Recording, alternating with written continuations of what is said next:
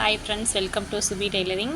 நம்ம இந்த வீடியோ என்ன பார்க்க போகிறோம் அப்படின்னா, நம்ம ப்ளவுஸ்க்கு கழுத்து கிராஸ் பீஸ் எப்படி ஜாயின் பண்ணுறது தான் பார்க்க போகிறோம்.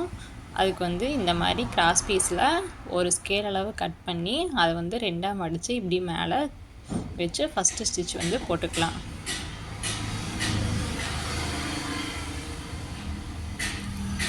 பாருங்கள் ஃப்ரெண்ட்ஸ், இந்த மாதிரி நம்ம ஸ்டிச் பண்ணிக்கலாம். ஸ்டிச் பண்ணும்போதும் நம்ம வைக்கிற கிராஸ் பீஸும் கீழே இருக்கிற ப்ளவுஸ் பீஸும் நேர் ஈவனாக வர்ற மாதிரி இந்த மாதிரி வச்சுக்கோங்க. வச்சுட்டு கடைசியாக மீதி இருக்கிற கிராஸ் பீஸை இப்படி ரெண்டாக இப்படி மடித்து இந்த மாதிரி ஸ்டிச் பண்ணிக்கோங்க. இது ஃபஸ்ட்டு ஸ்டிச். அடுத்து இப்போ சிசர் கட் கொடுத்துக்கலாம். இந்த மாதிரி நம்ம சிசர் கட் கொடுத்தோம் அப்படின்னா தான் நம்ம கிராஸ் பீஸை மடித்து அடிக்கிறதுக்கு நீட்டாக இருக்கும், எந்த சுருக்கம் இல்லாமல் நீட்டாக இருக்கும். இது ரெண்டாவது ஸ்டிச்சு.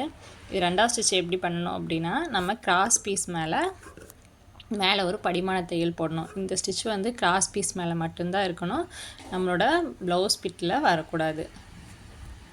அந்த மாதிரி மேலே கிராஸ் பீஸில் வர்ற மாதிரி மேலே இன்னொரு தையல் போட்டுக்கலாம்.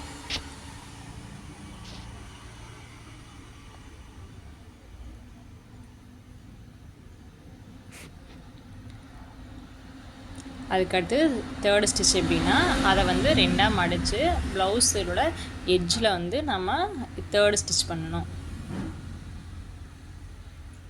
இந்த மாதிரி ப்ளவுஸோட எட்ஜில் தேர்டு ஸ்டிச் பண்ணிக்கலாம்.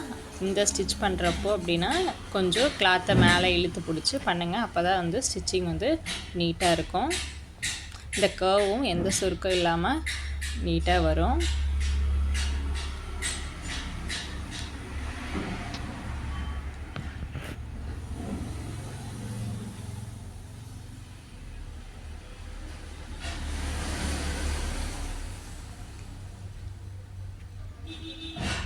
இது கழுத்து ஜாயினிங்க்கு இது 3வது ஸ்டிச்சிங்கு. இன்னொரு ஸ்டிச் பண்ணோம். மொத்தம் நம்ம கழுத்து பீஸ் அடிக்க மொத்தம் 4 ஸ்டிச் பண்ணோம். இதில் அடுத்து இதுதான் லாஸ்ட் ஸ்டிச்சு. இது எப்படின்னு பாருங்கள். ஒரு 1/2 இன்ச்சு தள்ளி, ஒரு 1/4 இன்ச்சு தள்ளி ஃபஸ்ட்டு ஸ்டிச் பண்ணதுக்கு பக்கத்துலேயே 1/4 இன்ச்சு தள்ளி நம்ம இன்னொரு ஸ்டிச் பண்ணிக்கலாம்.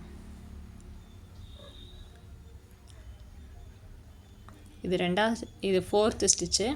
இது பண்ணும்போது தான் கழுத்து நீட்டாக இருக்கும்.